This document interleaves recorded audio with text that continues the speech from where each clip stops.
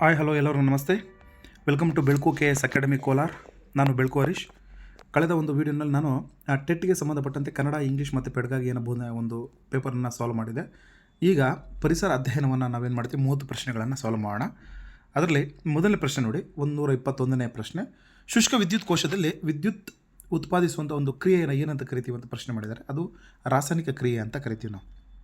4 ಅನ್ನೋದು ಸರಿ ಉತ್ತರ ಆಗಿರುತ್ತೆ. 122ನೇ ಪ್ರಶ್ನೆ. ಬಲ ಇದನ್ನು ಉಂಟು ಮಾಡುವುದಿಲ್ಲ ಅಂತ ಕೇಳಿದ್ರೆ, ಬಲವು ಯಾವುದನ್ನು ಉಂಟು ಮಾಡೋದಿಲ್ಲ ಅಂದರೆ ಬೌದ್ಧಿಕ ಸ್ಥಿತಿಯಲ್ಲಿರ್ತಕ್ಕಂಥ ಒಂದು ಬದಲಾವಣೆಯನ್ನು ಉಂಟು ಮಾಡೋದಿಲ್ಲ. ಆಪ್ಷನ್ ನಂಬರ್ 4 ಅನ್ನೋದು ಸರಿ ಉತ್ತರ ಆಗಿರುತ್ತದೆ.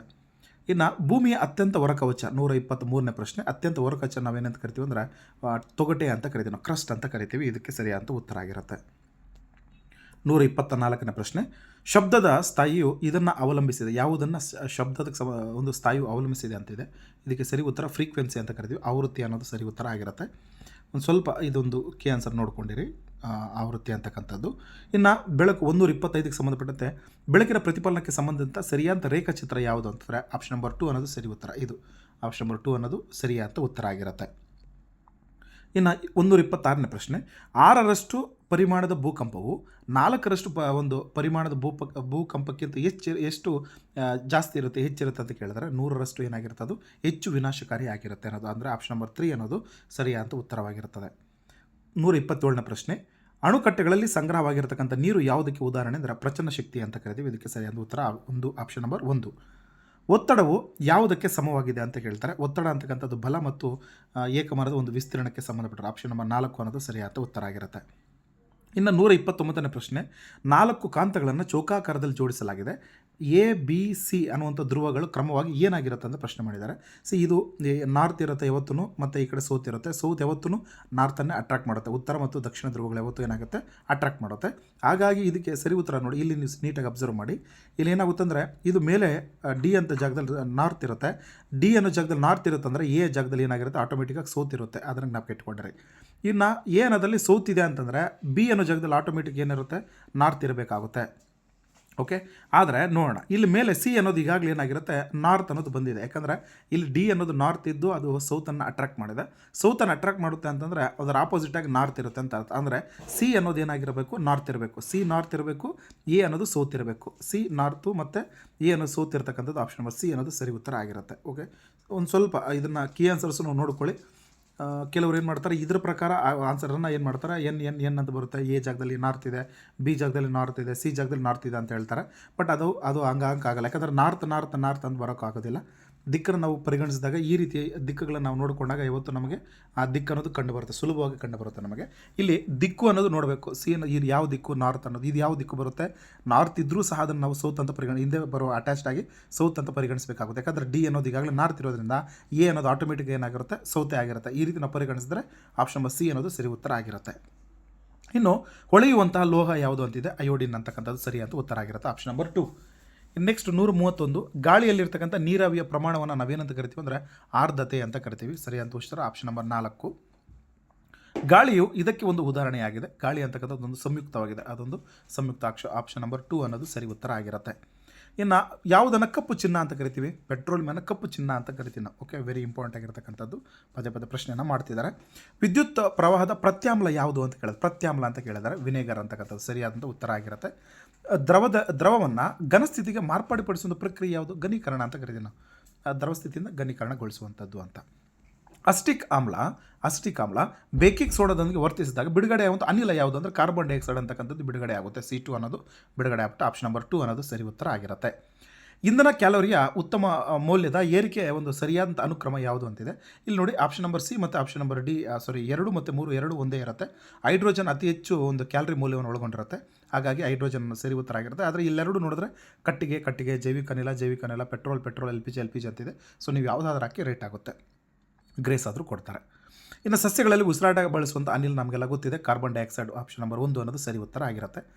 ದೇಹ ನಿರ್ಮಾಣ ಕಾರಕವಾಗಿರ್ತಕ್ಕಂಥ ಆಹಾರ ಯಾವುದು ಅಂತ ಕೇಳಿದ್ವಿ, ಬೇಳೆಕಾಳುಗಳು ಅಂತಕ್ಕಂಥದ್ದು ದೇಹವನ್ನು ನಿರ್ಮಾಣ ಮಾಡುವಂಥ ಪ್ರಮುಖವಾಗಿರುವಂಥ ನಿರ್ಮಾಣ ಕಾರಕಗಳು ಅಂತ ಕರಿತೀವಿ ನಾವು. ನವೀಕರಿಸಬಹುದಾದ 140ನೇ ಪ್ರಶ್ನೆ. ನವೀಕರಿಸಬಹುದಾದ ಸಂಪನ್ಮೂಲಕ್ಕೆ ಉದಾಹರಣೆ ಯಾವುದು ಅಂದರೆ ಆಪ್ಷನ್ ಟಿ, ನೀರು ಅಂತಕ್ಕಂಥದ್ದು ಸರಿ ಉತ್ತರ ಆಗಿರುತ್ತೆ. ಇನ್ನು ನೈಸರ್ಗಿಕ ಅನಿಲ, ಕಲ್ಲಿದ್ದಲು, ಖನಿಜಗಳು ಇವೆಲ್ಲ ನವೀಕರಿಸಲಾಗದ ಸಂಪನ್ಮೂಲ ಅಂತ ಕರಿತೀವಿ, ಮುಗಿದೋಗುತ್ತೆ.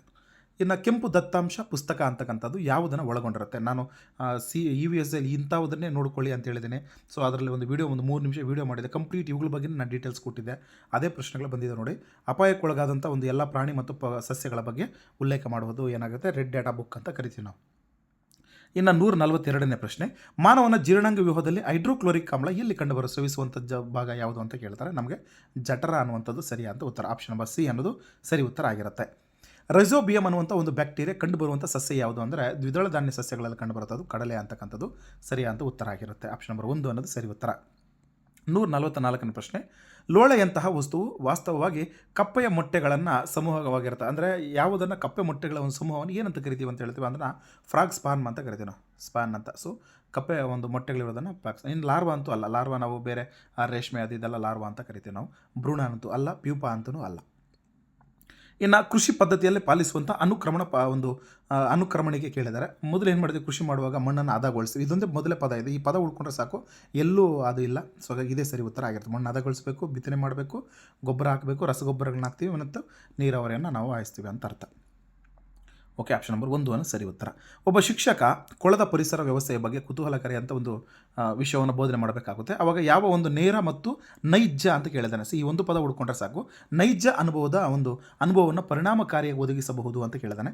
ಪಠ್ಯಕ್ರಮದ ವಿಷಯವನ್ನು ವಿವರಣೆ ಮಾಡ್ತಾನೆ ಅಂದರೆ ನೈಜ ಅನುಭವ ಸಿಗೋದಿಲ್ಲ.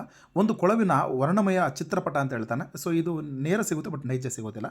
ಸ್ಥಳೀಯವಾಗಿ ಅನುಕೂಲವಿರುವಂತಹ ಕೊಳಕ್ಕೆ ಭೇಟಿ ನೀಡಿ ಅದರ ಬಗ್ಗೆ ವಿವರಣೆ ಮಾಡುವಂಥ ಆಪ್ಷನ್ ಸಿ ಅನ್ನೋದು ಸರಿ ಉತ್ತರ ಆಗಿರುತ್ತೆ. ಶಿಕ್ಷಕರು ಕೊಳದ ಬಗ್ಗೆ ಉಪನ್ಯಾಸ ನೀಡುವರು ಅನ್ನೋದು ಬೇಡ.